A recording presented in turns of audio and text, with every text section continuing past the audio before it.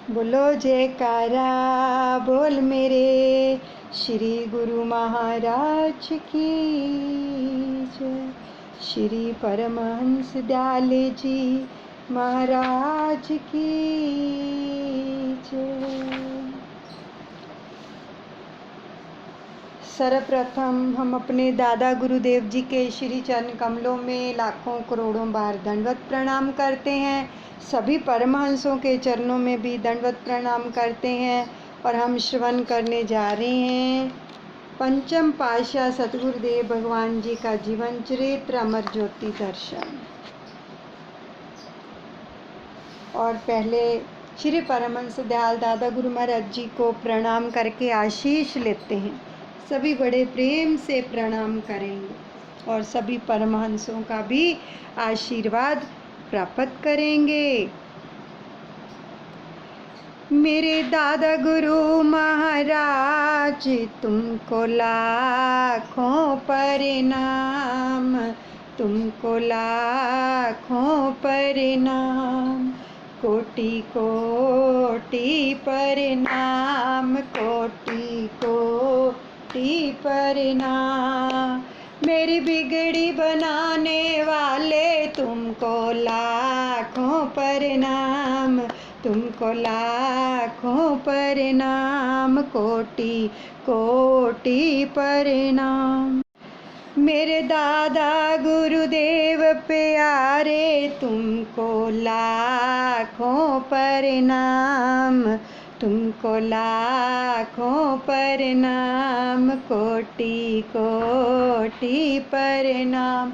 अद्वैत का पाठ पढ़ाने वाले तुमको लाखों प्रणाम, तुमको लाखों प्रणाम, कोटि कोटि प्रणाम।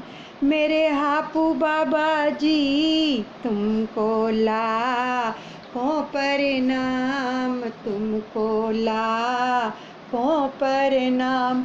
सहित देही उड़ जाने वाले तुमको लाखों प्रणाम, कोटि कोटि प्रणाम, कोटि कोटि प्रणाम। भव से पार लगाने वाले तुमको लाखों प्रणाम, तुमको लाखों प्रणाम। सभी एकाग्रचित होकर बैठेंगे, सामने सुंदर दर्शन दीदार करेंगे, कानों से रसपान करेंगे वचनों का, आँखों से दीदार हो रहे हैं प्रभु के, और श्वासों के साथ शब्द का जाप चलता रहे। आगे का प्रसंग श्रवण करते हैं। इसी प्रकार ही जब मानसिक स्वास्थ्य खराब हो जाए तो आंतरिक अवस्था बिगड़ जाए तो वह चाहे कि मैं शारीरिक अस्पताल में जाकर स्वस्थ हो जाऊं, तो ऐसा कदापि नहीं हो सकता। ये वचन हमने कल श्रवण किए। आगे युग युग अर्थात आदिकाल से यह नियम है कि कुदरत है वो प्रत्येक की हार्दिक मांग को पूरा करती। वचनों को बड़े ध्यान से श्रवण कीजिए। पंचम पातशाह सतगुरुदेव भगवान वचन फरमा रहे हैं कि युग युग अर्थात आदिकाल से यह नियम है। क्या नियम है? कि जो कुदरत है वो प्रत्येक की हार्दिक मांग को पूरा करती है। और आम दुनिया तो मोह माया में मुब्तला है, उन्हें अपनी आत्मोन्नति का कुछ भी ध्यान नहीं, परंतु प्रेमी जन जिज्ञासु जिनकी जन्म जन्म में यही मांग रहती है कि हमारी मानसिक अवस्था ठीक रहे, हमें रूहानी खुराक मिले और शाश्वत आनंद की प्राप्ति हो। उन पुण्य संस्कारी जीवों की मानसिक बीमारी को दूर करने के लिए, उनकी आत्मा बलिष्ठ एवं निरोग बनाने के लिए कुदरत की ओर से रूहानी चिकित्सालय का प्रबंध किया जाता है। तो इस विधान के अनुसार श्री परमहंस अद्वैत मंदिर परमधाम ग्वालियर में, जिसका उद्घाटन आज बड़े उत्साह और धूमधाम से हो रहा है। उन प्रेमियों के लिए जिनकी कई जन्मों से यह मांग थी कि भक्ति पथ पर बढ़ने के लिए ऐसे मंदिर और सत्संग भवन का निर्माण हो जहां से रूहानी लाभ प्राप्त हो सके। सत्पुरुषों ने उन पुण्य संस्कारी जीवों की मांग को पूरा करने के लिए श्री मंदिर का निर्माण करवाया, ताकि यहाँ से नित्य प्रति सत्संग एवं दर्शन तथा सेवा से रूहानी लाभ प्राप्त कर सके। गुरुमुखों एवं भक्ति अभिलाषी रूहों की आंतरिक यही पुकार थी कि मानसिक रोग की औषधि मिले और आत्मिक लाभ की खुराक मिले तथा परमात्मा से बिछड़ी आत्मा मालिक से मिल जाए। अब विचार करो कि ऐसा कार्य कहाँ पर हो सकता है। यह कार्य जब भी संपन्न होगा भक्ति के केंद्र में ही जाने से होगा और हो सकता है। यह भक्ति देश अथवा विदेश कहीं भी भ्रमण कर लो, दुनिया में खोज लो, यह भक्ति के जो केंद्र हैं उनके अतिरिक्त कहीं भी प्राप्त नहीं हो सकेगी। सतपुरुषों का फरमान है, भर में बाहिना विजवे जे बवे दिसंतर देश, अंतर मैल न उतरे दृग जीवन दृगवेश, और किते भक्ति ना होवी बिन सतगुरु के उपदेश। इंसान दुनिया में चाहे कहीं भी चला जाए और सोचे कि मैं स्वयं भक्ति धन एकत्रित करके मालामाल बन जाऊं, तो वह अपने पुरुषार्थ और बल से इसके रहस्य को नहीं पा सकता। यदि भक्ति धन पाकर धनवान बनना है तो वह तो केवल सत्पुरुषों का ही द्वार है जहाँ से भक्ति की झोली भर सकता। सत्पुरुष ही इस मांग को पूरा कर सकते हैं। उन भक्ति अभिलाषी गुरुमुखों की मांग को पूर्ण करने के लिए श्री अनंतपुर भक्ति केंद्र है। सत्पुरुषों को जन्म जन्मों से बिछड़ी संस्कारी रूहों की इच्छा पूर्ण करने का फिक्र रहता है। उन्होंने उन रूहों की मांग को पहचानते हुए, जिनके दिल में यह इच्छा थी कि हमें समीप ही सत्पुरुषों का समागम मिले, रूहानी सत्संग दर्शन एवं सेवा का सुअवसर मिले, उनके लिए यहाँ श्री आनंदपुर की शाखा श्री परमहंस अद्वैत मत परम धाम के रूप में खोल दी, ताकि भक्तजन अधिकाधिक लाभ उठा सके। जिस प्रकार महापुरुष गुरुमुख जिज्ञासुओं के लिए प्रयत्नशील रहते हैं कि इन्हें वह चीज़ मिले जो बादशाहों के खजाने में भी नहीं मिल सकती, ये उसी अनमोल भक्ति धन से मालामाल हो जाएं, तो गुरुमुखों का भी ये कर्तव्य हो जाता है कि जिंदगी जो अल्प समय के लिए मिली है उसे भक्ति परमार्थ में लगाकर सत्पुरुषों द्वारा बताए हुए नियमों पर चलें। इससे अंतर में सच्ची खुशी भर जाती है। नाम की कमाई करने से मन निर्मल हो जाता है।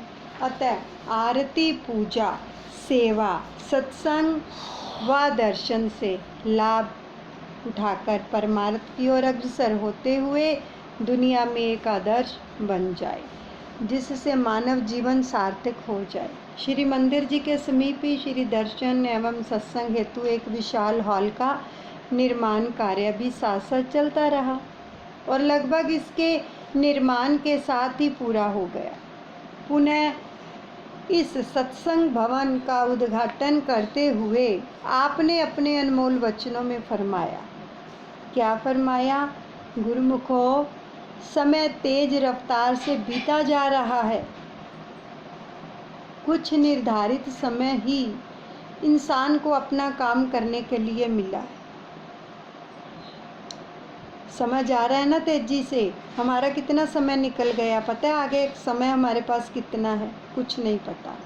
तो अब देखना ये है कि जिस प्रकार समय अपनी रफ्तार से जा रहा है, तो क्या इंसान भी अपना काम उसी प्रकार कर रहा है, उसी रफ्तार से?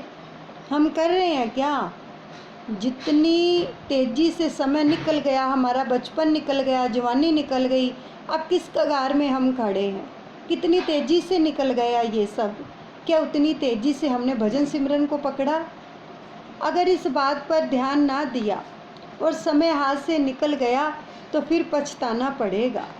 इसलिए महापुरुष इंसान को चेतावनी देते हैं, आगाह करते हैं कि जो तेरा अपना काम है उसे जल्दी से जल्दी पूरा कर लो, नहीं तो समय निकल जाने पर तुम्हें पछताना पड़ेगा। जैसे महापुरुषों ने फरमाया है गुरबानी में, करनो हतोसु ना कियो पर्यो लोभ के संग, फंद नानक समयो रम गयो अब क्यों रोवत अंध। महापुरुष चेतावनी देते हैं कि ऐ जीव, जो तेरा अपना काम था उसको तो तू भुला बैठा है और बेगाने काम में लगा हुआ है।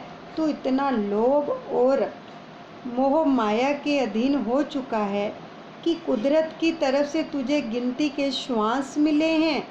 इंसान कहे कि मैं अपनी अकल व बुद्धि के श्वासों को वापस ले आऊं, तो यह उसके बलबूते की बात नहीं है। यह तो हाथ से जा रहा है, फिर किस बात का गर्व कर रहा है। वाणी में वर्णन आया है, गर्व करत है देह को बिन से छिन में मीत, जह प्राणी हर जस कयो नानक तह जग जीत। जिस समय मालिक की भक्ति कर ली, नाम की कमाई कर ली, वही पल व क्षण सकार्थ है। इसी से जीव सुरखुरु होकर मालिक के धाम में जाता है। लाभ इंसान का अपना है, काम भी अपना है और कल्याण भी अपना है। महापुरुषों को जीवों के कल्याण में ही खुशी होती है।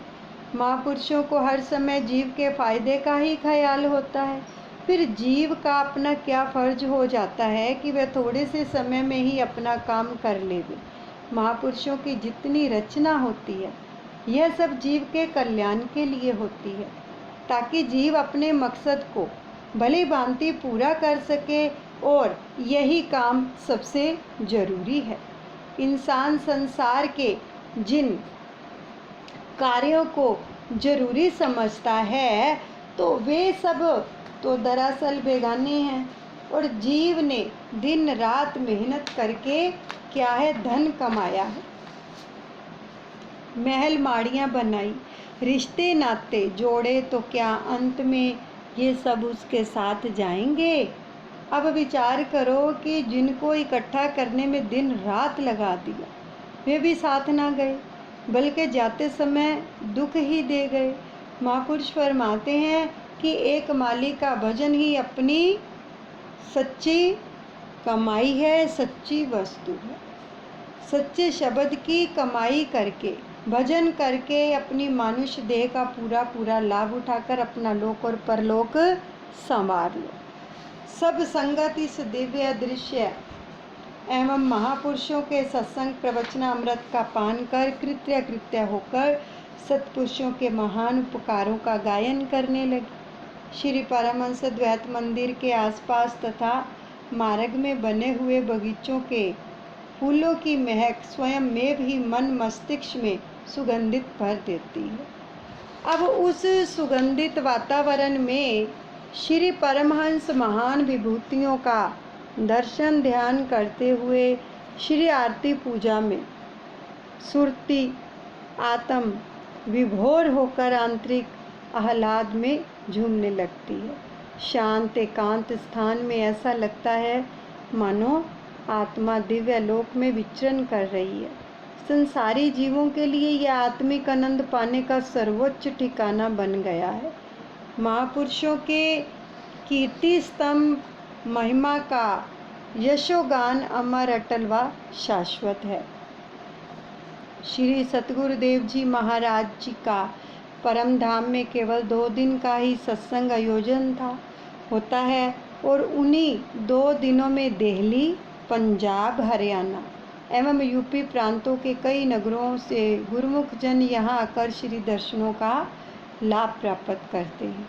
परमधाम आश्रम से 6 किलोमीटर की दूरी पर मुरैना लिंक रोड पुरानी छावनी में आँखों का विशाल चिकित्सालय खोला गया।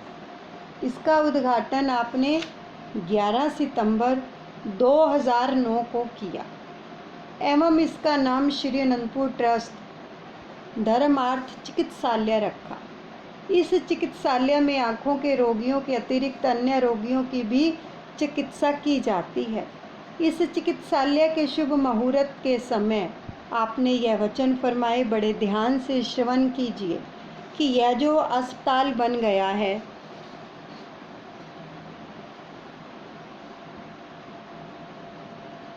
जो भी वचन आ रहे हैं प्रेमियों, बड़े ही प्रेम से श्रवण कर लीजिए कि यह जो अस्पताल बन गया है, इसके लिए सब गुरुमुखों को और आम जनता को बहुत खुशी है कि यह एक ऐसा अस्पताल बन गया है जिसमें सब लोग इलाज कराकर शारीरिक आराम पाएंगे, और श्री मंदिर भी बन गया है जिसमें आत्मिक आराम पाएंगे और पूरा पूरा लाभ उठाएंगे। महापुरुषों को भी इस बात की बहुत खुशी है कि जनता के लिए यह सुखदायी अस्पताल बना है। ग्वालियर जैसे शहर में ऐसा अस्पताल बन जाना बहुत ही खुशी की बात है। इसके लिए सब गुरुमुखों को बहुत बहुत बधाई हो। श्री अनंतपुर महान केंद्र का परम धाम आश्रम भी परमार्थ का श्रेय लिए हुए है, जहाँ पर सैकड़ों दर्शनार्थी श्री दर्शन सत्संग का लाभ उठाकर मालामाल हो रहे हैं। वे महाप्रभु जी के इस निस्वार्थ परोपकार के लिए कृतज्ञ हैं। निस्वार्थ, देखो कितना परोपकार करते हैं महापुरुष निस्वार्थ भावना से। आगे मधुर धाम मुरैना, जहाँ पर अस्पताल खोला गया। महापुरुषों का मिशन केवल धरती को बसाना ही नहीं होता, अपितु पग पग पर सेवकों को पथ विचलित होने से बचाना होता है। अब सदा सावधान एवं सतर्क रहने के लिए सत्मार्ग सुझाना होता है। अपने अलौकिक लीला दर्शाकर उन्हें आध्यात्मिकता की ऊंचाइयों तक पहुंचाना होता है। आप समय समय पर गुरुमुखों को कर्तव्य बोध कराने हेतु ऐसे समागम रच देते। आपने एक बार रात्रि के समय एक भगत जी को ग्वालियर से मुरैना भेजा और कहा कि वहाँ महात्मा अनंत शरदानंद जी से जाकर कह दो कि 50-60 गुरुमुख के नाश्ते का प्रबंध करें। तो उन दिनों फ़ोन की सुविधा नहीं थी, तो यह आश्रम उस समय सुनसान स्थान पर था। ना तो कोई पास में दुकान, ना मकान, और ना महात्मा जी के पास कोई उस समय सेवादार। तो भोजन सामग्री लाने के लिए दुकानें बहुत दूर थी। महात्मा जी श्री आज्ञा सुनते ही रात्रि के लगभग 1 बजे नगर की ओर चल दिए। देखो 1 बजे कोई दुकान खुली होती है, लेकिन मन में ये नहीं सोचा कि अब संदेश भेजा प्रभु ने, अब तो कोई दुकान खुली नहीं है। बात है आज्ञा मानने की कि प्रभु ने आज्ञा की है इतने जनों के नाश्ते का प्रबंध करो, भोजन का, तो तुरंत चल दिए। अगर आज्ञा हुई है तो व्यवस्था भी होगी। ये होती है अपने सतगुरु के ऊपर दृढ़ विश्वास की बात। यानी गुरु कुछ भी कह दें, कुछ भी वचन कर दे, उसमें तर्क वितर्क नहीं होना चाहिए सेवक के लिए। उसको शिरोधार्य करके आगे निकल जाना चाहिए कि अगर प्रभु ने आज्ञा की है तो व्यवस्था भी वो ही करेंगे, उन्होंने की होगी। तो मार्ग में सोचने लगे कि इस समय मेरा आश्रम से बाहर निकलना उचित है या अनुचित। इस समय मुझे सामान कहाँ से मिलेगा? कोई चोर डाकू रास्ते में मिल गया तो मेरा काम ही तमाम हो जाएगा। अंतर प्रेरणा ने जो था झकझोर कर रख दिया, गुरु का शब्द रखवारे चौकी चौगिर्द हमारे। यह विचार दृढ़ हो गया कि गुरु के शब्द में देखो कितनी ताकत है। ये गुरुवाणी का शब्द है। गुरु का शब्द रखवारे चौकी चौगिर्द हमारे। गुरु का शब्द हमारे चारों ओर हमारी चौकी करता है। चौगिर्द, चारों दिशाओं में, चारों ओर हमारी चौकीदारी करता है। तो जब यह विचार दृढ़ हो गया कि मेरे श्री गुरु महाराज जी सर्व समर्थ हैं। नाम शब्द का सुमिरन करते हुए वे 3 बजे नगर में पहुंच गए। आगे आटा चक्की की दुकान का दरवाज़ा खुला पाया। 3 बजे, देखो कोई चक्की खुलती है 3 बजे। जब खुला पाया तो इन्होंने थोड़ा अंदर होकर आवाज़ लगाई तो चक्की वाला जो था अचकचाकर उठा और घबरा गया। कहने लगा कि दुकान का दरवाज़ा कैसे खुल गया? तो कौन है, कौन है? महात्मा जी ने कहा कि घबराओ नहीं, मुझे अभी इस समय आटा चाहिए। सोचने लगा कि हो सकता है कि संत सेवा का कार्य करने के लिए भगवान ने कोई करिश्मा किया हो। देखो उसके मन में भी भाव आ गए सेवा के। और उसने ये नहीं कहा कि आप 3 बजे क्यों आए हो लेने के लिए, सुबह आना। प्रभु सारी व्यवस्था करते हैं। अगर आज्ञा होती है तो व्यवस्था भी होती, सिर्फ हमें मानना होता है आज्ञा को। बस हाँ कर दी, सारे कार्य वहीं पर प्रभु कर देते हैं। तर्क वितर्क नहीं करना कभी भी। तो जब उसने ये बात सोची तो उसकी जान में जान आई और कहने लगा कि जितना चाहो ले जा सकते हो, क्योंकि उसने सोच लिया कि सेवा का कार्य करने के लिए भगवान ने कोई करिश्मा किया। तो अब उसके पास 10 किलो आलू पड़े हुए थे, उसने वह भी दे दिए, क्योंकि नाश्ते की तैयारी करनी थी ना, आलू वाले परोठे बनेंगे लगता है। तो महात्मा जी के पास कोई सवारी का प्रबंध तो था नहीं, स्वयं ही सामान उठाकर आश्रम की ओर चल दिए। अब दोबारा घी मसाले आदि लेने के लिए गए तो वापस पहुंचने में देरी हो गई। प्रभु जी प्रातः लगभग 7 बजे मुरैना पहुंच गए। आधे घंटे के पश्चात बस और पिकअप भी पहुंच गई। गुरुमुख सवारियों से उतरकर आंगन में बैठ गए तो आपने कमरे से बाहर आकर देखा कि सब खाली बैठे हुए परस्पर बातें कर रहे थे। एक कमरे के पुनर्निर्माण करने के लिए उसका मलबा छोटी छोटी ढेरियों में पड़ा था। कुछ गुरुमुखों को उसे एक जगह इकट्ठा करने का आदेश दिया प्रभु ने, और कुछ गुरुमुखों को साथ लेकर लंगर बनाने वाले स्थान की ओर चल दिए। वहाँ पर आलू, आटा और लकड़ियाँ देखकर फरमाया कि रोटी बनाने की सेवा शुरू करो। आप समझ रहे थे कि महात्मा जी को देर रात्रि को संदेशा मिलने के कारण अभी तक सामान एकत्रित नहीं हो पाया है। समझ जाते हैं ना प्रभु, देखो। और उस भगत का साथ कितना देते हैं अपने प्रेमी का, कि ये नहीं कि वही जिसको आगे हुई वही अकेला करेगा। जो साथ आए थे सबको लगा दिया सेवा में। ये होती दयालुता। कुछ गुरुमुख आटा गूंदकर रोटी बनाने में लग गए और कुछ गुरुमुखों ने अपने आदेशानुसार पानी में आलू उबलने रख दिए। इतने में महात्मा जी भी शेष सारा सामान लेकर आ गए। तो आपने अपने कर कमलों से ही पतीले में घी और मसाले डाले। जरा विजुलाइज कीजिए इस प्यारी लीला को कि प्रभु अपने कर कमलों से ही पतीले में आलू और मसाले डाल रहे हैं। प्याज और टमाटर भी कच्चे ही काटकर डाल दिए।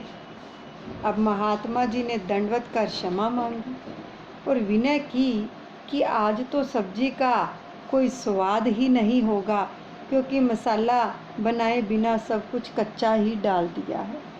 तो आपने फरमाया, महात्मा जी, प्रेम और श्रद्धा से एकत्रित किए गए सामान से बनी यह सब्जी तो इतनी स्वादिष्ट होगी कि जिसके जैसा स्वाद तो कभी चखा ही नहीं होगा। जिसमें लगन, सेवा तथा श्री आज्ञा का भाव भरा है। लंगर तैयार हुआ। उधर ढेरियों का सारा मलबा इकट्ठा हो चुका था। आपने भोग लगाया। सब गुरुमुखों ने भोजन कर लिया। आपने सब गुरुमुखों को वहाँ से प्रस्थान करने के लिए पहले सामने बैठाकर वचन फरमाए। वचनों को श्रवण कीजिए। क्या वचन फरमाए? गुरुमुखों, कि वास्तविक पूंजी सेवा व सुमिरन है। गुरुमुखों की जो वास्तविक असली पूंजी है वो क्या है? सेवा और सुमिरन।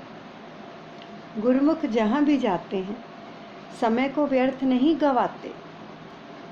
आपने जो है अपने लिए सेवा का साधन खोजते हैं। सत्पुरुषों की रहनुमाई में यह जान ही चुके हैं कि एक एक क्षण मूल्यवान है। यदि कहीं सेवा ना मिले तो भजन करें। यह प्रत्यक्ष सबने देख ही लिया है कि यदि पूरे सम्मान के आने तक भोजन व ना बनाते तो कितना समय व्यर्थ चला जाता। यानी महात्मा जी की इंतज़ार करते रहते कि कब महात्मा जी मसाले लेके आएंगे फिर ही बनाएंगे। उनके आने से पहले सारा काम निपटा दिया। बाद में तो मसाले ही डलने थे ना, उससे पहले सारा काम निपटा दिया। तो अब अत्यधिक देरी हो जाने पर यात्रा भी देरी से पूर्ण होती। गुरुमुखों को अपने समय का मूल्यांकन करते हुए हर क्षण हर पल सतर्क एवं सावधान रहते हुए भक्ति की अनमोल संपदा को एकत्रित करना है। यही सेवक का वास्तविक कर्तव्य है। सेवकों ने क्षमा मांगते हुए श्री चरणों में दंडवत की और श्री प्रभु जी ने यहाँ से धौलपुर होते हुए श्री संत नगर की ओर प्रस्थान किया। देखो आज के जो वचन आए हैं कॉपी पर नोट कीजिए। बहुत ही प्यारे वचन है, शिक्षाप्रद वचन है। इनमें से क्या शिक्षा मिली आज हमें पता आपको? कि आप अगर आश्रम जाते हैं, कहीं भी जाते हैं, तो वो जो आश्रम है वो बातें करने के लिए नहीं है। लोग एक दूसरे से बातें करने लग जाते हैं ना, सारा दुख सुख वहीं पर फैलाना शुरू कर देते हैं कि चलो आज तो ये सारे जने मिल गए हैं, इनके साथ कोई घर की बातें कर रहा है, कोई कैसी बातें कर रहा है। तो आज प्रभु के वचनों को पकड़ लीजिए कि आज के बाद अगर हम सत्संग में जाते हैं, आश्रम जाते हैं, कहीं मंदिर जाते हैं, गुरुद्वारे जाते, कहीं भी जाते हैं, कोई भी वहाँ पर मिलता है उनसे बातें नहीं करनी है। किस काम के लिए गए हो वहाँ पर? दर्शनों के लिए गए हो, ठीक है, प्रभु के दर्शनों के लिए गए हो, सेवा के लिए और सुमिरन के लिए। अगर सेवा नहीं है तो सुमिरन करो, बातें नहीं करनी है। जिस कार्य के लिए गए हो सत्संग सुनो, सुमिरन करो और सुमिरन करते करते अपने घर तक वापस आओ।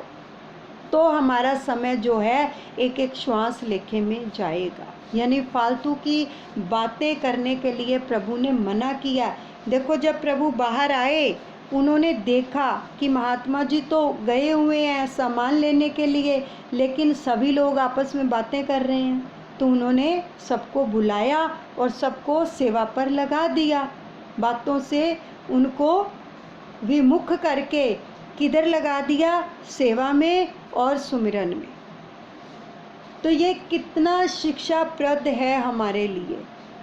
चुन चुन के वचनों को अपनी झोली में भर लीजिए, ताकि खाली सुनना नहीं है कि सुन लिया और हो गया, ऐसा नहीं है कुछ भी।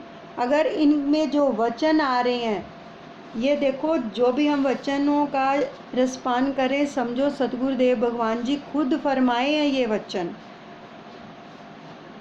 तो इन पर जब तक मनन नहीं करेंगे ना, तब तक बेड़ा पार होने वाला नहीं है। सुन के किसी का बेड़ा पार नहीं होगा जब तक मनन नहीं करेंगे। और दूसरा देखो क्या वचन आए हैं कि जो परम धाम में मुरैना में अस्पताल खोला गया है, आपको पता है वो परोपकार के लिए खोला गया। वहाँ पर आँखों का ऑपरेशन जो हो रहा है फ्री हो रहा है। आँखों के ऑपरेशन पे कितने पैसे लगते हैं? Free operation. श्री गुरु महाराज जी ने ये सेवा सबके लिए, गरीब लोगों के लिए भी, अमीरों के लिए भी, सबके लिए खोल दिया। ये क्या है? परोपकार, निस्वार्थ। अभी पढ़े हैं ना वचन, निस्वार्थ सेवा। तो हमें क्या सिखाते हैं? हमें भी सेवा करनी चाहिए। जैसे प्रभु तीनों लोकों के मालिक हैं, फिर भी इस धरा पर आकर हम जीवों की सेवा ही तो कर रहे हैं, परोपकार कर रहे हैं। बिना पैसों के अस्पताल खोल दिया, कितने लोगों का भला हो रहा है कि जो गरीब लोग पैसा नहीं खर्च कर सकते, उनका बिना पैसों के ऑपरेशन हो रहा है। दवाइयाँ मिल रही हैं, तो हमें भी कुछ कुछ ऐसी सेवा करते रहना चाहिए गरीबों की, है ना। ये सारी शिक्षा हमें सतगुरुदेव भगवान जी के जीवन चरित्र से मिलती है प्रेमियों। सुमिरन कीजिए, जितना भी हो सकता है सुमिरन कीजिए। अपना एक एक श्वास प्रभु फरमा रहे हैं सुमिरन में लगा दो, समय बहुत कम है, चला गया है समय, दौड़ रहा है।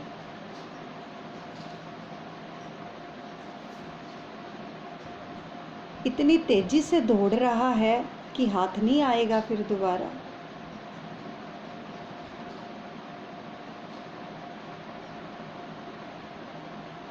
कहते हैं बीता जाए समय का घोड़ा, बीता जाए समय का घोड़ा, तेज हवा में चलता पल पल में जाए, मूर्ख बंदे तुझको समझे न आए, डाली से फूल जैसे तोड़ा, हाँ तोड़ा, चलता जाए समय का घोड़ा।